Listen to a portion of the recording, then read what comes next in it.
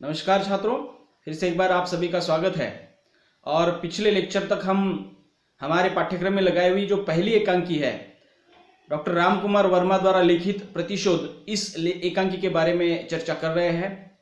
इसमें मैंने आपको पात्र परिचय करा के दिया है और थोड़ा सा एकांकी का सार जो है वो भी आपके सामने रखा है। आज के इस लेक्चर में हम इस एकांकी की जो कथावस्तु है या उसको कथानक कहेंगे, वो किस प्रकार से राम कुमार वर्मा जी ने लिखा है, पात्रों के माध्यम से वो हमारे सामने किस प्रकार प्रस्तुत किया है, उसका थोड़ा सा प्रस्तुतिकरण जो है मैं आज करूँगा।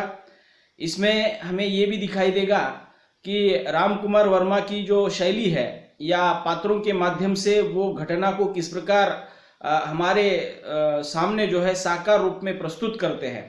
तो उनकी एक प्रतिभा की शक्ति है और उस शक्ति के आधार पर ये लगभग 6वीं शताब्दी का जो प्रसंग है या घटना जो है या कालखंड जो है वो हमारे सामने या सम्मुख जो है प्रस्तुत करते हैं। हमने देखा कि इसमें लगभग 5 पात्र है। इसमें प्रमुख 3 पात्र है। सुशीला जो भारवी की माँ है, श्रीधर जो सुशीला के पति है और सुशीला और श्रीधर जो है भारवी के माता पिता है। तो वहाँ पे 6वीं शताब्दी के अंतर्गत ये समय जो है आज से 1500 साल पुराना है और उस दौरान जो है राजा महाराजाओं के जो कालखंड में हमारा जो भारतीय संस्कृति का जो अभिन्न हिस्सा है, जो हमारे धर्म ग्रंथ है, हमारी जो मूल भाषा जो है संस्कृत, और उस संस्कृत में लिखे हुए जितने भी धर्म ग्रंथ या शास्त्रार्थ के ग्रंथ जो है या विद्वान पंडितों द्वारा लिखी गई रचनाएं जो है उसको लेकर तत्कालीन समय में या मान लीजिएगा कि इस एकांकी के समय में जो है बहुत जोर शोर से चर्चा वहाँ पे चलती थी। अर्थात संस्कृत का महात्म्य सारी दुनिया को पता है, संस्कृत कितनी पुरानी भाषा है ये सभी को पता है और इसमें रचे गए हमारे जो चारों वेद है इसकी भी भली भांति जानकारी जो है सभी दुनिया को है। तो इस आधार पर जो भारत की संस्कृति जो पूरे विश्व में जो है एक गौरवशाली संस्कृति है और उस गौरवशाली संस्कृति के आधार पर हमारे भारतीय समाज की जो है वहाँ पे बुनावट हुई दिखाई देती है और उसी का एक हिस्सा पिता और पुत्र इनके बीच के रिश्ते को लेकर, माता और पुत्र इसके बीच के रिश्ते को लेकर, ये सभी बातें जो है संस्कारों के आधार पर बच्चे में उतरती है और बच्चा भी जो है अपने माता पिता के कर्तव्य के प्रति वहाँ पे किस प्रकार अधीन रहता है, ये सभी बातें जो है हमारे संस्कारों में मिलती है। तो प्रतिशोध नामक जो एकांकी है एक प्रकार से हमारे संस्कृति के बीच जो भी कुछ संस्कार के बिंदु है उन सभी को सामने लाने की कोशिश करती है। इस एकांकी का जो शीर्षक है उसको थोड़ा सा मैं विश्लेषित करूंगा। प्रतिशोध शब्द का अर्थ है किसी का बदला लेना या किसी का सूड़ उगालना जो है उसको भी कह सकते हैं। मान लीजिएगा कि आप कहीं पे तो अपमानित हुए हैं, आपको दंडित किया गया है और उसका बदला प्रतिशोध के रूप में वहां पे लिया जाता है। तो लगभग यही कथानक जो है इस एकांकी में श्रीधर, भारवी और सुशीला के पात्रों के दरमियान जो है वहां पे प्रस्तुत करने की राम कुमार वर्मा जी ने कोशिश की है। मैं आपके सामने एक एक करके जो है वो बातें रखता हूं। देखिए, श्रीधर जो हमने देखा कि ये भारवी के पिता है और साथ ही साथ संस्कृत के महान पंडित है। वे संस्कृत के स्रोत जो है वहां पे या शास्त्र का पठन कर रहे हैं और उस दौरान पति और पत्नी के बीच में ये चर्चा चल रही है। हमने देखा कि इस एकांकी में प्रस्तुत समय जो है रात का दूसरा प्रहर है। समझ लीजिएगा कि रात के 9 बजे के बाद अर्थात 9 से 12 बजे के समय में ये प्रसंग जो है वहां पे उद्घाटित किया गया है। तो देखिए, पहले ही श्रीधर वहां पे संस्कृत का एक श्लोक जो है वहां पे एकांकी में बोलते हुए दिखाई देते हैं। ओम ईशावास्यमिदं सर्वम यत्किंचन जगत्यम जगत तेन त्यक्तेन भुंजिता मागृंदा कास्य सिद्धदम। अर्थात यहाँ पे दिया है, ये जो संस्कृत का जो श्लोक है इसमें कहा गया है कि जगत में जो कुछ स्थावर है और जंगम है वह सब ईश्वर के द्वारा आच्छादित है। अर्थात संसार के क्रोड़ में भगवान की सत्ता ही है। तो नाम रूपात्मक बाहरी विकारों के परित्याग से वास्तविक सत्ता जो ईश्वर की है उसका स्वाद तेन त्यक्तेन भुंजिता। सुशीला की ओर देखकर वो तुम ध्यान से नहीं सुन रही हो। अर्थात ये संस्कृत के स्रोत का जो है या श्लोक का जो है श्रीधर वहां पे निरूपण कर रहे होते हैं, और निरूपण करते समय उनको मालूम हो जाता है कि उनकी पत्नी जो है थोड़ा सा श्रीधर की तरफ जो है अनदेखा कर रही है, और बीच में ही वो कहते हैं कि तुम मेरी तरफ ध्यान नहीं दे रही हो या ठीक से सुन नहीं रही हो। सुशीला क्या कहती है, देखिए वो थोड़ा सा ध्यानमग्नता से चौंक कर, सुन तो रही हूं किंतु भारवी, अर्थात अब उनके पति के द्वारा पूछे जाने पर सुशीला कहती है मैं सुन तो रही हूं लेकिन भारवी का क्या, अर्थात बीच में वो रुक जाती है। श्रीधर आगे कहते हैं, देखिए भारवी, फिर भारवी, भारवी के पीछे वेद छोड़ दो, उपनिषद छोड़ दो, शास्त्र छोड़ दो, भारवी ही संसार में एक पुत्र है और तुम ही संसार में एक माता हो। अर्थात एक माता की उत्कंठा जो है, अपना बेटा जो है घर पर देर रात हो गई है, अभी तक लौटा नहीं है, लगभग पिछले 2 दिनों से वो घर से गया है, और माँ जो है बेटी की राह देख रही है, और उस उत्कंठा से, उस चिंता से जो है वो श्रीधर के साथ उस रूप में वहां पे वार्तालाप कर रही है। और श्रीधर भी जो उसको थोड़ा सा सुनाते हैं कि तुम अकेली ही श्रीधर की माफ कीजिएगा कि भारवी की माँ हो, दूसरी कोई माएँ नहीं है, उनके भी अपने बेटे होते, लेकिन भारवी के प्रति तुम थोड़ा ज्यादा ही उत्साहित हो रही हो, भावनिक हो रही हो, और भारवी के पीछे ये तुम्हारे आगे कुछ भी नहीं है, उपनिषद या फिर शास्त्र के जितने भी धर्म ग्रंथ है वो भारवी के आगे कुछ भी नहीं है, अर्थात तुम्हें सिर्फ अपने बेटे से लगाव है और बेटे के बारे में ही सोच रही हो, तुम ही एक संसार में माता हो जो तुम्हारे लिए वो बेटा मिल गया है। तो इस रूप में श्रीधर जब अपनी पत्नी से बात करते हैं तो सुशीला क्या कहती है, देखिए सुशीला कहती है ये मैं नहीं कहती किंतु भारवी अभी तक नहीं आया, मुझे ऐसा कहना नहीं है, वो कहती है, लेकिन अभी तक भारवी जो है घर पर नहीं आया है। श्रीधर कहता है देखिए नहीं आया तो आ जाएगा, इस धारा नगरी में उसके आकर्षण के बहुत से केंद्र है, कहीं बैठ गया होगा, कोई कविता का भाव खोजने लगा होगा, महाकवि जो बनता है, अर्थात अगर घर पर नहीं लौटा है तो उसके आकर्षण के बहुत सारे हमारे नगरी में, राधा नगरी में जो है, धारा नगरी में बहुत सारे आकर्षण के केंद्र है, और वो वहां पे बैठ गया होगा, अपनी कविताएं वो लिखता होगा या किसी को सुनाता होगा, महाकवि जो बन रहा है। सुशीला कहती है महाकवि बनता है, क्या वो महाकवि नहीं है? अर्थात अपनी माता को भी पता है कि मेरा बेटा जो है काव्य रचना या महाकाव्य के प्रस्तुति में किस प्रकार माहिर है, तो वो कह रही है कि क्या वो महाकवि नहीं है? श्रीधर कहता है होगा, भाव खोजने वाला महाकवि होता है, तुम भी महाकवि हो सकती हो, तुम भी कविता का भाव खोजो ना, उसकी माता हो तुम तो अधिक अच्छा भाव खोज सकती हो, मतलब तुम्हारा बेटा इतना अगर बड़ा महाकवि है, तुम तो उसकी माता हो, तुम तो उससे बढ़कर हो सकती हो, तुम भी उस कविता में भाव खोजती रहो। सुशीला कहती है मैं भाव खोजना क्या जानूं, आप ही खोजिए। अर्थात एक माता कह रही है कि मुझे ये कविता वगैरह उसमें भाव खोजने की चीजें मुझे मालूम नहीं है, आप ही खोजते रहिएगा। श्रीधर कहता है देखिए मैं खोजूं, अच्छा देखो ये भाव देखो, ईशावास्योपनिषदम के पहले श्लोक में तेन त्यक्तेन भुंजिता, अर्थात तू नाम रूपात्मक विकारों के परित्याग से वास्तविक सत्ता जो ईश्वर की है। अर्थात इसके पहले जो श्लोक उन्होंने गाया था और उस श्लोक का अर्थ जो है, उसका निरूपण जो है श्रीधर वहां पे करते दिखाई देते हैं। सुशीला कहती है ईश्वर की सत्ता है तो किंतु भारवी नहीं आया। वो सुशीला फिर एक बार अपने बेटे के बारे में ही सोच रही है, और वो अपने पति को भी कहती है कि ईश्वर की तो सत्ता है लेकिन अभी तक भारवी नहीं आया है। फिर से एक बार वो भारवी के विषय को लेकर बोल देती है। देखिए श्रीधर कहते हैं देखिए मैं खोजूं, अच्छा देखो यही भाव देखो, ये हो गया। सुशीला ईश्वर की सत्ता है तो किंतु भारवी नहीं आया, फिर से एक बार वो भारवी के बारे में चर्चा करती है। श्रीधर कहते हैं नहीं आया तो जाएगा कहाँ, क्या कहूं सुशीला, भारवी तो उपनिषद से भी बढ़कर हो गया है कि उसके चिंतन में उपनिषद का चिंतन भी समाप्त हो गया।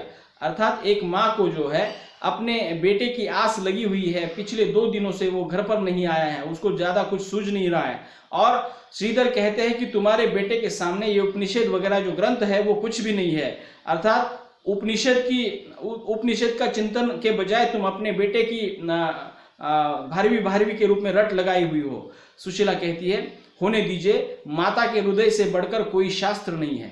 अर्थात किसी बेटे के प्रति अपनी माँ का जो हृदय होता है वो केवल माँ जानती है। अर्थात वो कहती है कि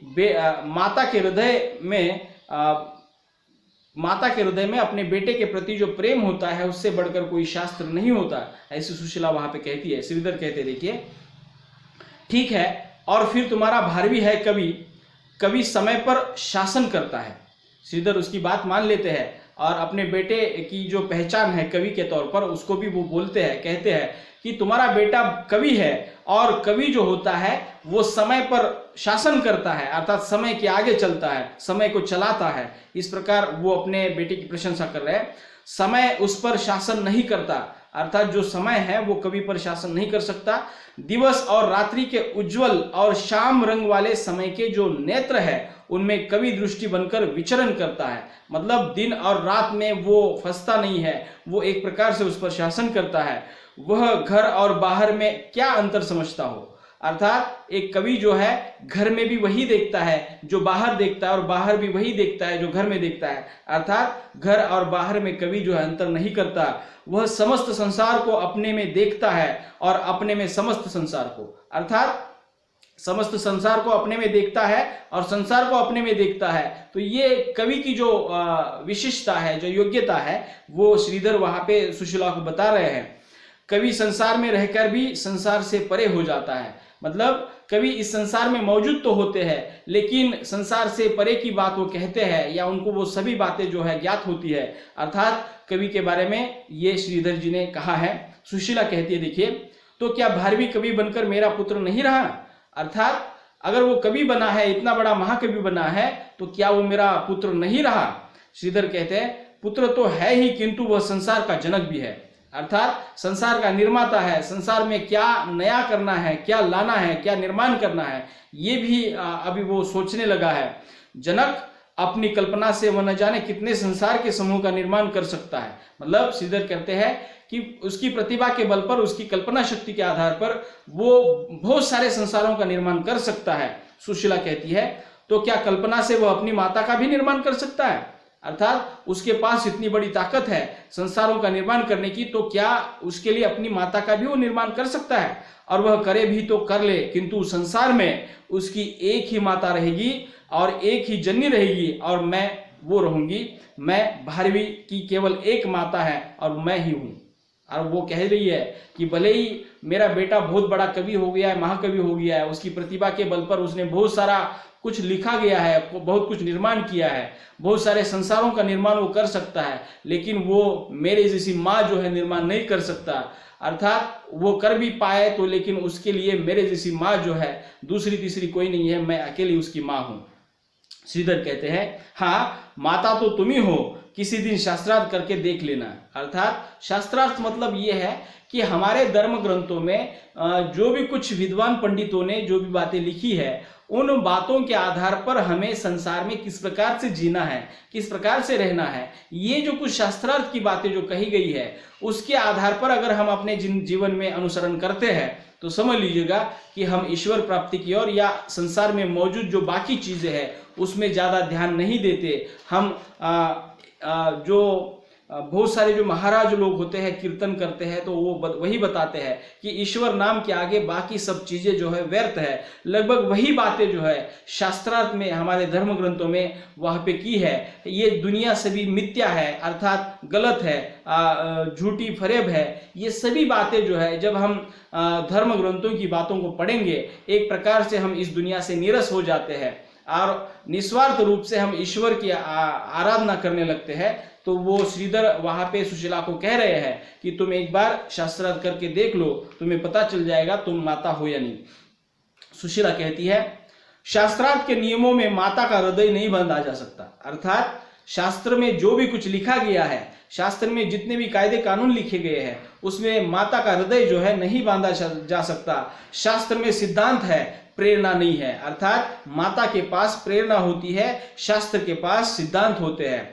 शास्त्र में माता की प्रशस्ति है, किंतु माता के हृदय का स्पंदन नहीं है। शास्त्र में माता के बारे में बहुत कुछ लिखा गया है, लेकिन माता के हृदय का स्पंदन, वो जो हृदय की जो संवेदनाएं हैं, वो शास्त्र में उपलब्ध नहीं है। शास्त्र तो तत्व की बात कहता है, उसे आंसुओं की तरलता और सुख की विवलता का अनुभव नहीं है। अर्थात वो बोल रही है कि शास्त्र तो तत्व की बात, मतलब हमें जीवन में कौन से तत्वों को अंगीकारना है और किन तत्वों के आधार पर हमें जीवन यापन करना है, लेकिन आंसुओं की तरलता, मतलब आंसुएं कब निकलती है, किस चीज को देखकर निकलती है, उसके पीछे की तरलता और सुख को और उसकी विवलता को वो कोई शास्त्र जो है अनुभव नहीं कर सकता। तो वो बोल रही है कि शास्त्र के आगे भी माता का हृदय होता है, माता होती है।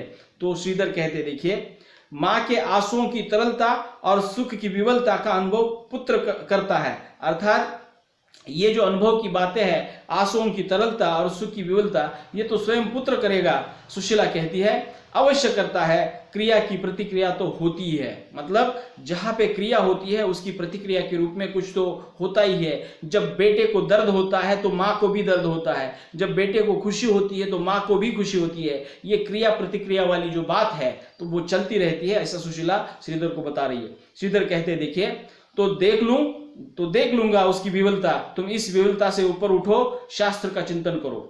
अर्थात तुम अपने बेटे के लिए जो चिंतित बनी हुई हो, वहां से थोड़ा सा तुम ऊपर उठो और शास्त्र का चिंतन करने लगो, तुम्हें अपने आप जो है सुकून मिल जाएगा, अर्थात आनंद मिल जाएगा। सुशीला कहती है आप भारवी के पिता है तो शास्त्र का चिंतन कर सकते हैं, मैं कैसे करूं? मतलब भारवी भी एक महान पंडित है, वह अपने पिता के समान ही वो वहां पे शास्त्र का चिंतन करता है, तो आप उसके पिता है तो आप भी शास्त्र का चिंतन कैसे, आप चिंतन कर सकते हैं, लेकिन मैं कैसे करूं? आज दूसरा दिन है, वह नहीं आया है। अर्थात वो चिंतित है, वो परेशान है और वो कह रही है कि आज दूसरा दिन समाप्त होने को है, लेकिन आज तक वो नहीं आया है। और दिनों तो वो जल्दी आ जाया करता था। मतलब इसके पहले जब भी कभी वो बाहर गया है तो बहुत जल्दी आ जाया करता था, लेकिन इस बार क्या हुआ है, आज दूसरी रात्रि का दूसरा प्रहर है और वह अभी तक नहीं आया है। अर्थात माता का चिंतित हृदय जो है बार बार वही रट लगाए हुए है कि मेरा बेटा अभी तक इतनी देर हो गई है, अभी तक घर पर नहीं लौटा है, न जाने वह कहाँ होगा, उसने भोजन भी किया होगा या नहीं। अर्थात एक माँ जो है अपने बेटे के भोजन की जो व्यवस्था करती है और बेटा अगर समय पर भोजन तक उपस्थित नहीं रहता तो माँ के गले के नीचे निवाला नहीं जाता। तो लगभग वही बात जो है सुशीला के बारे में यहाँ पे बताने की कोशिश की गई है। और वो कहती है, वो चिंतित है कि मेरा बेटा 2 दिन से बाहर है, उसने कुछ खाया है या नहीं। अर्थात सामान्य तौर पर जो कोई भी माता जो है अपने बेटे के बारे में जो सोचती है, लगभग वही बातें सुशीला यहाँ पे प्रकट कर रही है। श्रीधर कहते हैं सुशीला तुम व्यर्थ ही चिंता करती हो, भारवी कोई शिशु तो है नहीं जिसे भोजन कराने के लिए माता के दुलार की आवश्यकता है, वह किसी गोष्ठी में बैठकर कविता का आनंद ले रहा होगा, यह माता चिंतित हो रही है। अर्थात श्रीधर जो है उसे बार बार उस चिंता से मुक्त करने की कोशिश कर रहे हैं और कहते हैं कि हमारा बेटा अब कोई छोटा बच्चा नहीं रह गया है, वो जो खाना खाने के लिए बैठे और उसे माँ के दुलार की, माँ के प्यार की आवश्यकता है, वो अब बड़ा बन गया है, वो बड़ा कवि बन गया है और किसी गोष्ठी में कविता सुनाकर जो है आनंद ले रहा होगा और इधर उसकी माँ जो है उसको लेकर चिंतित है। तो ऐसा करना गलत है, ऐसा वो श्रीधर जो है सुशीला को बता रहे हैं। सुशीला कहती है आप इतने निष्ठुर कैसे हैं? क्या शास्त्र का चिंतन और पांडित्य मनुष्य को निष्ठुर बना देता है? आपने ठीक है बहुत सारा शास्त्रार्थ किया है, आप महापंडित बने हैं, आप एक पिता होने के बावजूद भी इतने निष्ठुर कैसे बन सकते हैं? तो ये शास्त्र मनुष्य को निष्ठुर बना देता है। भूख प्यास में भी कहीं कभी गोष्ठी रुचि हो सकती है, मेरा भारवी कहीं अन्यत्र भोजन नहीं करता। मुझे पता है कि मेरा बेटा जो है, मेरा भारवी जो है बाहर जब जाता है तो कहीं पर भी भोजन नहीं करता, मुझे पता है उसने अभी तक कुछ भी नहीं खाया है। श्रीधर कहते हैं भारवी न तुम शांत रहोगी न मुझे शांत होने दोगी, भारवी मूर्ख हो और तुम। यहाँ पे श्रीधर जो है रुकते हैं, अपनी बात को जो है बीच में ही वहां पे रोक देते। सुशीला बीच में ही बोलती है हाँ मेरा बेटा मूर्ख है, मैं भी मूर्ख हूँ। यदि पुत्र के लिए माँ की ममता मूर्खता है तो ऐसी मूर्खता ही मुझे बनी रहे। आप पंडित बने, शास्त्री हो, विद्या के आचार्य हो, मेरे लाल को मूर्ख समझे और मुझे भी। मुझे कुछ लेना देना नहीं है। मेरे बेटे के बारे में अगर मेरी जो भी कुछ मेरा जो भी कुछ बर्ताव है वो अगर मूर्खता भरा है तो मुझे पसंद है, मैं मूर्ख हूँ। और आप पंडित बने रहो, आचार्य बने रहो, शास्त्रार्थ करते रहो, मुझे उससे कुछ लेना देना नहीं है। मेरा लाल मूर्ख है तो मैं भी उसके साथ मूर्ख ही हूँ। श्रीधर कहते हैं, सुशीला अब तुम्हें कैसे समझाऊं। अब वो विवश हो गया है। अब माँ के बेटे के प्यार में किस प्रकार माँ अंधी हो गई है और वो आस लगाए हुए है। अब श्रीधर भी जो है उसके सामने जो है बेबस हो जाते हैं और विवश होकर जो है अब मैं तुम्हें कैसे समझाऊं, इस प्रकार बोलते हैं। सुशीला कहते हैं, कहीं आप ही ने तो उसे घर से आने से नहीं रोक दिया। अर्थात अब थोड़ा सा बार बार पिता द्वारा उलाहने देने के बाद अब सुशीला को लगने लगा है कि शायद आपने ही उसे कुछ तो टोका होगा या रोका होगा, घर आने पर रोका होगा, तो आपने ही उसे घर आने से तो रोक दिया नहीं। श्रीधर, मैंने? हाँ, आपने। श्रीधर, मैंने कभी रोका है? कभी रोक सकता हूं? अर्थात श्रीधर बताने की कोशिश कर रहे हैं कि मैंने ऐसा कुछ नहीं किया। लेकिन देखिए, तो यहाँ पर अब तक सुशीला और श्रीधर के संवाद को हम वहाँ पे कथानक के माध्यम से सुन रहे हैं या पढ़ रहे हैं। तो उसमें हमने यही देखा कि एक माँ जो है अपने बेटे के प्रति जो है किस प्रकार आतुर हुई है। बेटा 2 दिन से घर नहीं आया है, लेकिन उसके पिता जो है, उसके पति जो है, सुशीला के पति जो है, बार बार उसको समझाने की कोशिश कर रहे हैं, लेकिन उस माँ का हृदय जो है पिता की बातों को समझ नहीं पा रहा है। तो वहाँ पे ये बातें इस प्रकार से वो विभल और किस प्रकार वो हताश हुई है, किस प्रकार वो आतुर हो गई है, चिंतित हो गई है, लगभग यही बातें जो है अब तक यहाँ पे सामने आ गई है। अगले लेक्चर में यहाँ से आगे की बातें हम करेंगे। तब तक के लिए रोकते हैं। धन्यवाद।